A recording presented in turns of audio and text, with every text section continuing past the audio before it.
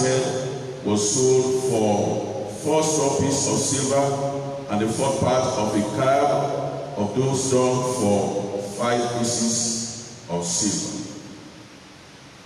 Like I said, we must thank God for the gradual relax of COVID-19 lockdown in the states, with particular reference to the resumption of church activities. However, the question and anxiety in the heart of people is, what would life be like after now? That was what we found in 2 Kings chapter 7 verse 2. 2 Kings chapter 7 verse 2. Samaria was completely locked down, just like Nigeria has been completely locked down in the last 3 months or thereabouts. And by the time God was going to unlock Samaria, the word of prophecy went out, and God said to them, I am going to unlock Samaria, and you can be sure that what is coming is far, far going to be better and greater than what it was before the lockdown. It was an unbelievable statement. And that was why the man who was by the king said to the man of God, how can these things be? Even if God will open the windows in heaven, these things cannot be. It was so, the lockdown was so serious that at the point God said to them, I'm going to unlock Samaria, and what is awaiting you the next few days, the next few months, and for the rest of your life is going to be far, far better and greater than what it was before the lockdown. They couldn't believe it. Can life return to normal? Can life be better again? Can life be sweet again? But I'm here to tell you this morning that what is coming as the lockdown gradually is wound up, you can be sure that as far as God is concerned, what is coming for you and your family and for the nation, if only you will believe, is going to be far, far better and greater than what it was before the lockdown. Praise the Lord. Life may not return to what we have always known it to be, but it cannot be worse, and that is for certain. Life may not return to what it used to be, but definitely it cannot be worse. It cannot be worse. Why? Because as far as God is concerned, it can only be better. That's what we read in the story of Samaria when it was shut down. By the time Samaria was unlocked, the life that the people picked up from the rubble, from the pieces, became far, far better. In fact, there was so much abundance that even lepers could not help announcing it to the entire kingdom, to the entire nation. And there was so much abundance, there was so much prosperity. I pray for you this morning that as long as God lives and His Spirit lives, after this lockdown, your life is going to be far, far better than what it was. In the name of Jesus. Now, let me give you something that is relatively a very lengthy definition of what a storm is. Because everything we'll be discussing today, and maybe tomorrow, as we begin the new month with God, is wound around this definition of what a storm is. And it says a storm is a disturbance of the normal condition of the atmosphere. A storm is a disturbance of the normal condition of the atmosphere. And it says it manifests. A storm will manifest itself by winds, by unusual force of direction, often accompanied by rain, by snow, by hail, by thunder and lightning, or flying sand or dust. That is why normally after the storm, life does not return to normal. Usually after the storm, if it is really a storm, by the time it is over, life does not always return to normal. Because the atmosphere that has been disturbed, the wind that came, the storm that came, the flood that came with it, the fierceness of the wind and the storm that came with it, will leave the atmosphere not as it was before. So many things would have changed, so many things would have happened, that what will be left will be an atmosphere, an environment that is quite different from what it was before the storm. But it doesn't matter what the storm of COVID-19 has brought into our lives individually and collectively. By the time it is all over, as the Lord lives and His Spirit lives, what we are going to begin with will be far, far greater and more interesting than what it was. In the name of Jesus. Normally, there are 3 stages in a storm.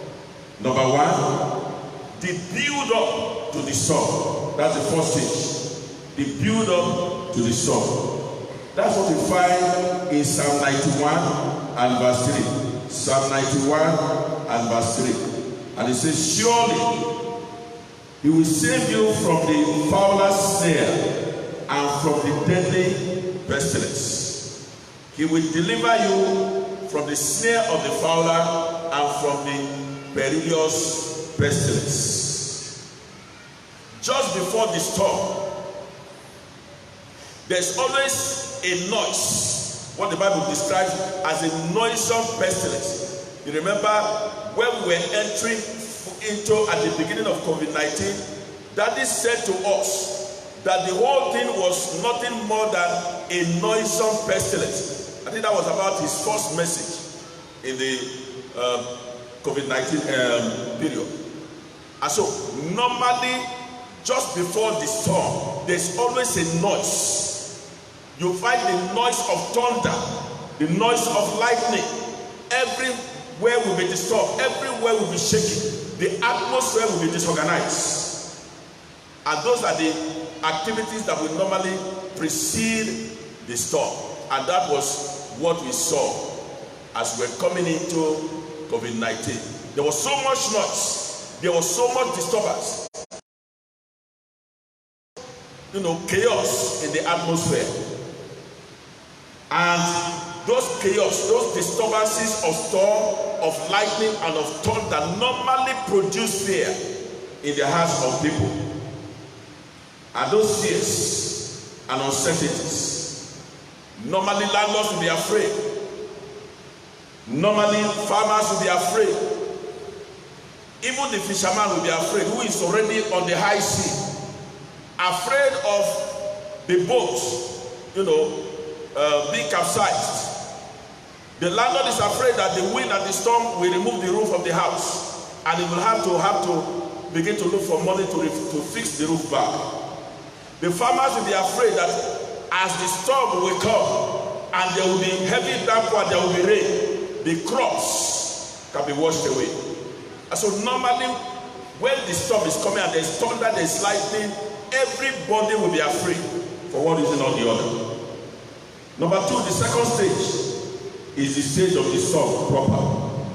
In Isaiah chapter 43 verse 2, Isaiah 43 verse 2, and it says, when you pass through the waters, I will be with thee, and through the rivers, they shall not overflow thee. When thou walkest through the fire, thou shalt not be burned, neither shall the flame kindle upon you. Now we are in the storm.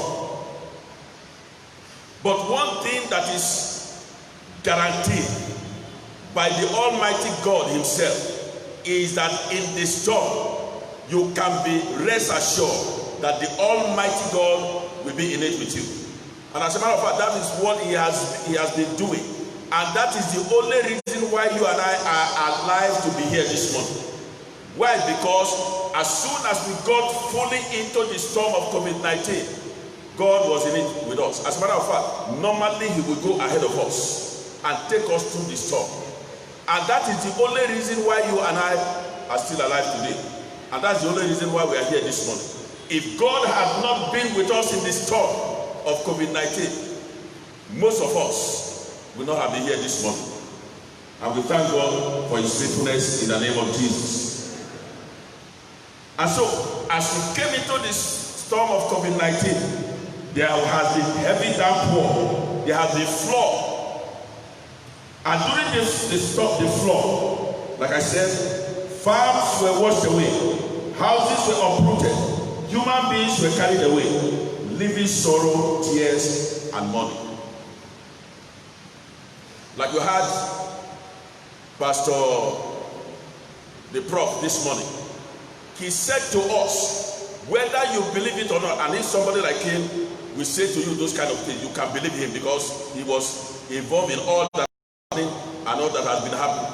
So many people lost their lives. So many families are bereaved. So many went into their graves. Many of such people, not because of COVID-19, but because of other kinds of sicknesses, but unfortunately, there were nobody to attend to them. And so they quietly passed on. But here you are this morning. By the mercies of God, you are here. And I pray that that same mercy of God will see you and I through the rest of the period in the name of Jesus. So many houses were washed away. So many crops are washed away. And whether you believe it or not, so many businesses have collapsed. And they may never return to what they used to be. And like I said, so many lives were lost. Many homes and families are bereaved. But thank God for your life and thank God for my life. Sorrow has been left in many homes. Praise the Lord.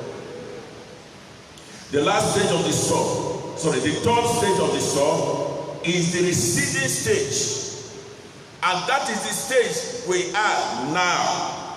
We are in the receding stage of the storm of COVID-19. In the sense that it is gradually going, and that is why it is possible for the government to say, okay, now churches can resume activities, but for Sunday services alone, until we get to the point where we can fully say COVID-19 has left. But the stage where we are now is the receding stage. That's why this topic of this morning's sermon is simply that the storm will soon be over. And I pray for you that whether the devil likes it or not, this storm will be over in the name of Jesus.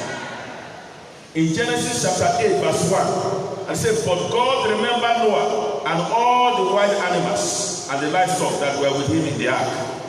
And he sent a wind over the earth, and the waters receded. We are in the receding stage. And what does it mean to recede? It simply means to abate. It simply means to reduce in amount. It simply means to reduce in amount or in intensity. To recede simply means to abate. It means to be reduced in amount, to be reduced in intensity. And like I said to us, this is the stage that we are with COVID-19. It's not completely gone. It's still there. But it is on its way out as the Lord lives. Praise the Lord. And so, the Bible says, immediately during the flood, by the time God said to Noah, it is time to unlock you and your people out of the ark. The Bible says Noah opened the window. And that's the same window that has just been opened. And it is because the window of the ark into which all of us have been Lord has been opened that we are gathered here this morning. If the window had not been opened, we will not be gathered. And I pray that the window will remain open in the name of Jesus. In verse 6 of Genesis chapter 8 verse 1, verse 6 of Genesis chapter 8, Noah opened the window of the ark after 40 days that they were in the ark, locked down in the ark. In Genesis chapter 8, verse 8 and verse 9, and he said, Noah then sent out a dove to see if the waters have dried up. When he opened the ark, when the lockdown was lifted, and he opened the ark, and then he sent out the dove to go find out whether the ground has dried up. Meanwhile, the storm has been calm. The storm has subsided. But then the water was still on the ground. The ground has not completely dried up of the storm, of the effect of the storm. In other words, what we are saying is that as far as COVID-19 is concerned, COVID-19 is on its way out. It has receded, but it is not completely gone yet. Traces of it is still with us. Just like after the flood subsided, there was still water on the ground. But my prayer again this morning is that as the Lord lives and the Spirit lives, who has already taken control and taken charge, COVID-19 will leave us alone in the name of Jesus. After this storm, that's the first stage. I said to you, stage number 1 is the pre-storm stage, and then we have number 2, the storm proper, and number 3, the receding stage, and that is where we are. Number 4, finally, after the storm. And then we begin to read in Job chapter 14, verse 7 to 9. Job 14, verse 7 to 9. For there is hope of a tree. If it be cut down, it will sprout again, and that the tender branch thereof will not cease. Though the root thereof wax old in the earth, and the stalk thereof die in the ground, yet through the scent of water it will burn, and bring forth like a plant. There is a guarantee from the Almighty God that this storm of COVID-19 will not only recede, it is going to go permanently. In the name of Jesus. And so God is telling us this morning, keep hope alive. If there is hope for a tree, if the tree can have hope, then how much more you? There is hope in the air. There is glory in the air. There is victory in the air that is coming. But you need to prepare yourself. You need to keep hope alive. Because by the time the lockdown is completely and 100% lifted, then you must be ready to put the pieces together, put your life together again, and continue with life. But that may not be easy for you to do if you do not begin to prepare your life now for the final lifting of the shutdown. Usually, the storm causes a lot of changes and distortions in our lifestyle. It affects our relationships, it affects our business, it affects our jobs, it affects our families. It brings us into an environment such that life is never the same as we knew it before the storm. Therefore, it will be time to put the pieces together and go on with life. Very shortly, by the special grace of God, the entire system, the entire economy, the entire country will be fully unlocked. But the point we are making, the counsel we are giving to you this morning, is that this is the time for you to begin to work towards complete unlocking of the system, and so you can begin to put your life together again. Because at the end of it all, life cannot be what it used to be. But like I said, life may not be what it used to be, but it cannot be worse than what it used to be. It can only be better as far as God is concerned. So, in putting the pieces together, Isaiah 43 verse 19. In putting the pieces together, Isaiah 43 and verse 19. I am going to do something new. It is already happened. Don't you recognize it? I will clear a way in the desert. I will make rivers on dry ground. That is the assurance that we have, and that is the same assurance that I'm giving you this morning. That after now, there is a glory that is coming. There is a joy that is coming. There is an enlargement that is coming that will be far, far greater and better than what it was. COVID-19 cannot eliminate us, neither can it disturb our relationship with the Almighty God. We will not lose focus, we will not shift attention in the name of Jesus. It can only get better after now. Therefore, as we go through the process of the gradual easing of the lockdown, and as normalcy begins to return, we must, as individuals, begin to put the pieces together. And how do we do that? Number one, we must trust in the Lord. Proverbs 3 and verse 5. Trust in the Lord with all your heart. Lean not on your own understanding in all your ways. Acknowledge Him, and of course, He will direct your path through the rest of your life after COVID-19. Number two, how do we prepare to begin to put the pieces together? Number two, keep hope alive. Psalm 42 and verse 5. Psalm 42 verse 5. The psalmist got to a point and he was so downcasted, he was so depressed. You see, but something struck his heart and said, look,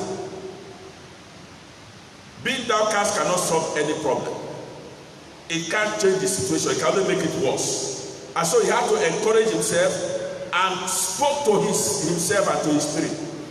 Better brace up, put the pieces together and move on with life. And I pray for you that as the Lord lives and his spirit lives, his grace will be available for you to put the pieces together and move on with life.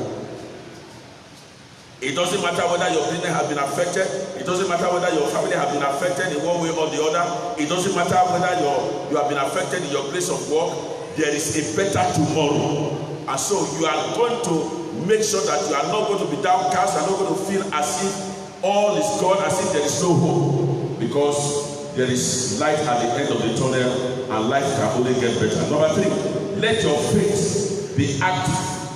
Let your faith be active. In Luke chapter 5 verse 5 and 6. Luke chapter 5 verse 5 and 6. Peter's business went completely down. And Jesus came on the scene and gave him some specific instructions. Launch out into the deep and cast your net.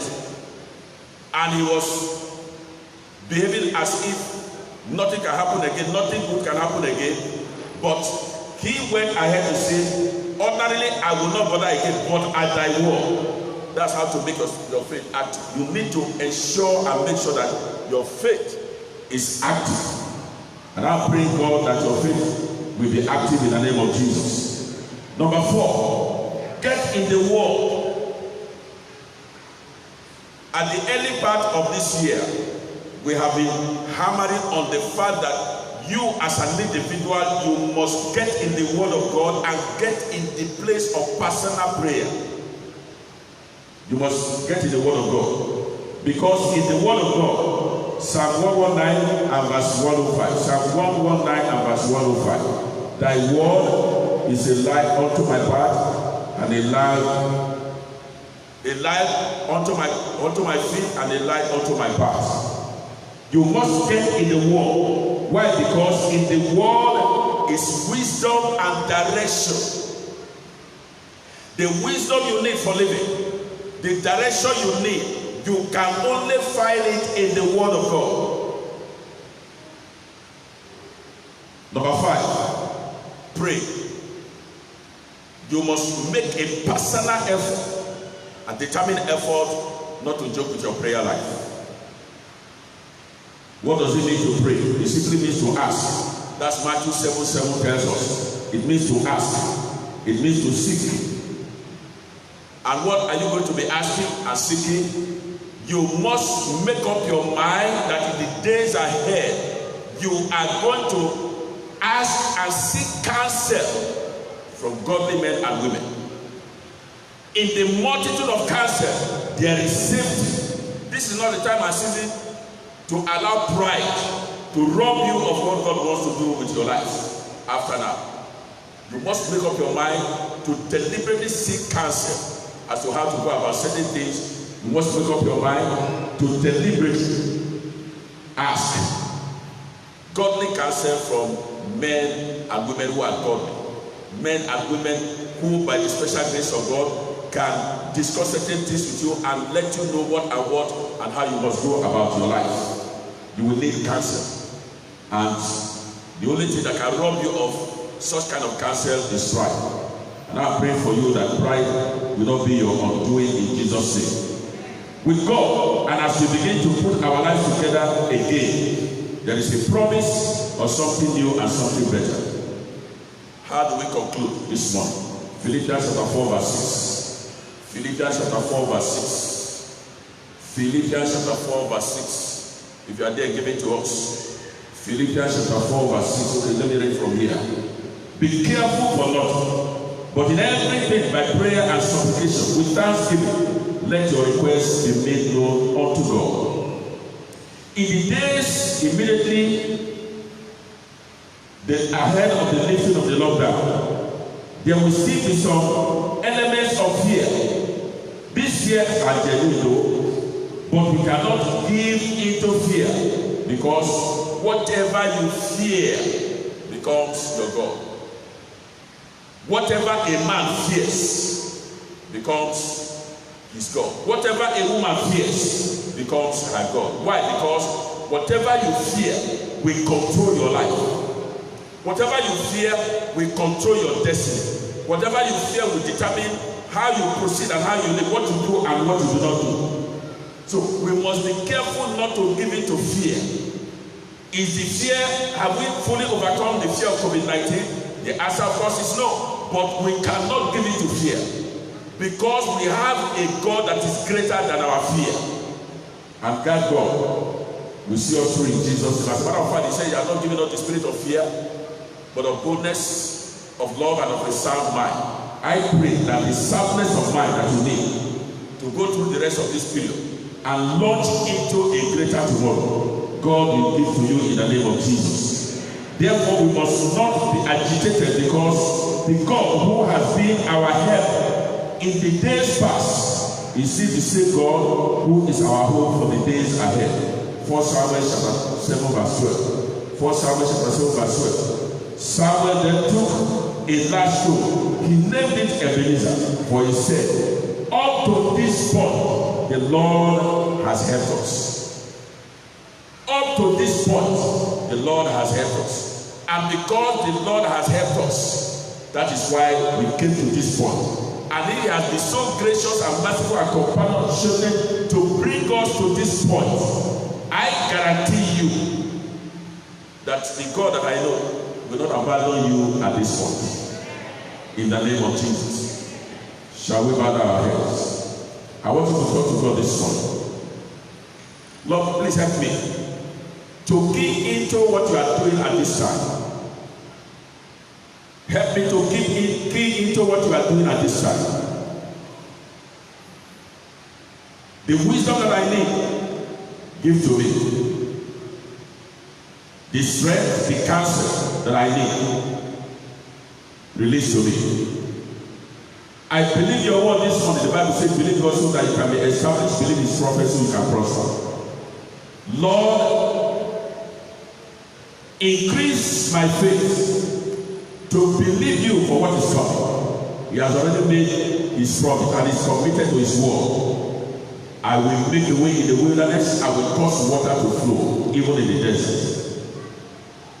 If God can take Samaria out of the lockdown, such that their later part became far, far greater and better than when the lockdown started, you can be sure that's still God. What is awaiting you and what is awaiting me will be far, far better and greater than before we came into this lockdown. As you have prayed, so shall it be. In the name of God the Father, and of the Son, and of the Holy Spirit. But are you here this morning? Are you here this morning?